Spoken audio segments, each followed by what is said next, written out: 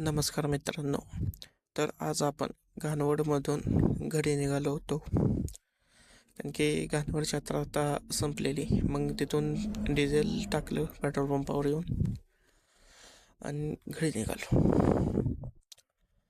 आणि घरी येऊन मग बघितलं तर किती काम झालं आपल्या घराचं. हे बघू शकता, जाताना इथं काही असं बांधलेलं नव्हतं, तर हे असं बांधून बिंधून घेतलं त्यांनी.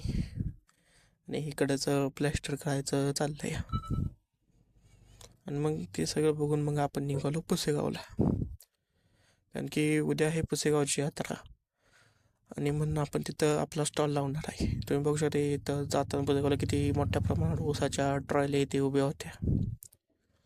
आणि कोण कोण पुसेगावला येणार आहे त्यांनी आपल्या न्यू सम्राट स्पेशल बेडला एकदा अवश्य भेट द्या.